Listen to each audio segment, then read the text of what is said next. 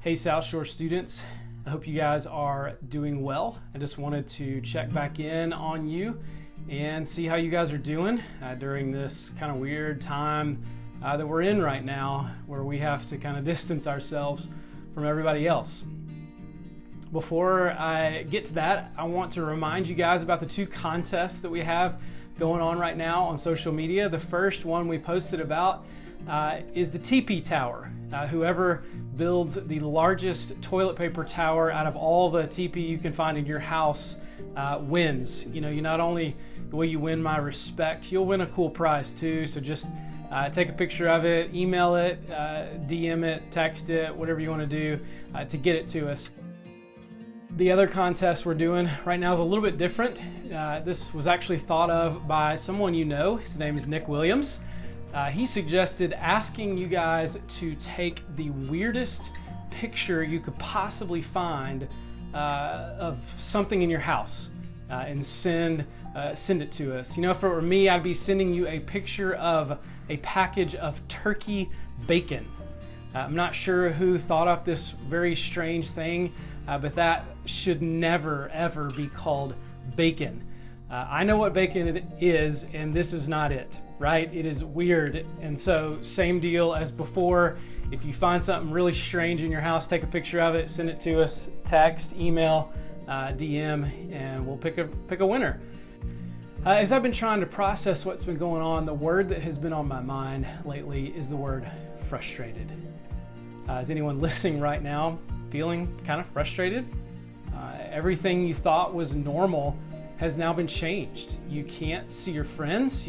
We can't meet for youth group. You can't go to the movies. You can't go out to eat. I mean, even if you're a senior in high school, you probably feel like the rest of your senior year was just stripped away from you, just taken right out from underneath your feet. And you probably feel like you can't do anything, almost anything that you want to do. As I've been thinking about how frustrating our current circumstances can be, I actually came across a Bible story that I think really relates to us right now. It's from Genesis 11. It says, "At one time, all the people of the world spoke the same language and used the same words. As the people migrated to the east, they found a plain in the land of Babylonia and settled there. They began saying to each other, 'Let's make bricks and harden them with fire.' Then they said, 'Come, let's build a great city for ourselves with a tower that reaches into the sky. This will make us famous and keep us from being scattered all over the world.' But the Lord came down to look at the city and the tower the people were building. 'Look,' he said, 'the people are united and they all speak the same language. After this, nothing they set out to do will be impossible for them. Come, let's go down and confuse the people with different languages. Then they won't be able to understand each other.' In that way, the Lord scattered them all over the world, and they stopped building the city. That's why the city was called Babel, because that is where the Lord confused the people with different languages. In this way, he scattered them all over the world." You know, honestly, this is kind of a weird story, but I think sometimes it takes a while to understand the why behind some of the stuff that God does and understanding God and his wisdom. And when you first read it, it's really tempting to think, you know, maybe God was scared, like maybe God was afraid of what these people would accomplish, and maybe he was afraid that they would become too much like him or something. You know, it kind of seems like a little bit of an overreaction what God actually did in scattering them all over the world. But I want to suggest to you today that this is one of the most important pivotal moments in all of history. And we have to trust that God pivoted history exactly the way it needed to go. See, I think God was actually excited to see how smart his people were becoming. That statement, "Nothing they set out to do will be impossible for them," in my Bible, it actually has an exclamation point after it. God's excitement and his wisdom led him to do something that seems strange at first, but I want to think about it for just a few minutes. Just think about all the different ways mankind has progressed just in the last 100 to 150 years or so. We've discovered electricity and we've used it to power our entire world almost. We've created engines and been able to fly people in and out of outer space. We've even created a system where I can get almost any information I want in a matter of seconds because I carry a computer with internet access in my pocket.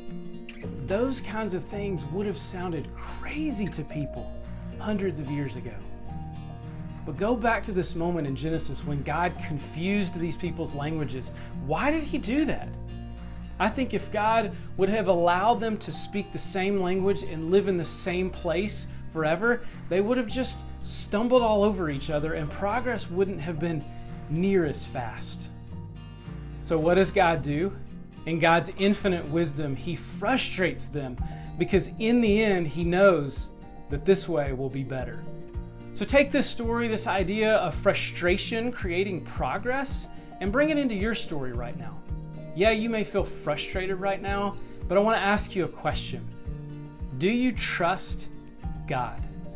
Do you trust that he knows what he's doing? I mean, he never promises to give us everything we want, and he definitely never promises to give us an easy life. No, he actually says, in this world, you will have trouble. And so if God can bring so much good from a weird, confusing, frustrating moment, think about how much good he's going to bring out of these few months of your life. But I actually have a challenge for you. It comes from Proverbs chapter 3. It says, trust in the Lord with all your heart. Do not depend on your own understanding. Seek his will in all you do, and he will show you which path to take. We all have an opportunity right in front of us. This isn't a bad few months. It's actually an opportunity. This isn't social distancing. It's an opportunity. This isn't a virus. It's an opportunity. And so what is that opportunity? This is an opportunity to trust in the Lord. I can guarantee that you will be tempted to see what's happening through your own eyes, through your own understanding. Don't do that. This is an opportunity to trust in the Lord. The people of Genesis 11, they had the exact same opportunity in front of them. But in order to do that, you must seek him. That's the key word. You must seek him. So students, I want to challenge you as we wrap up to do that. Get on a reading plan in the Bible app and seek him. Go on a prayer walk around your neighborhood and just talk to God. Spend some time seeking after the Lord, as we're told in Proverbs 3. I want to close our time together with a quote from another pastor. He says, someday, perhaps in the distant future, we will see in the things that confuse and frustrate us now, God's incredible wisdom and mercy.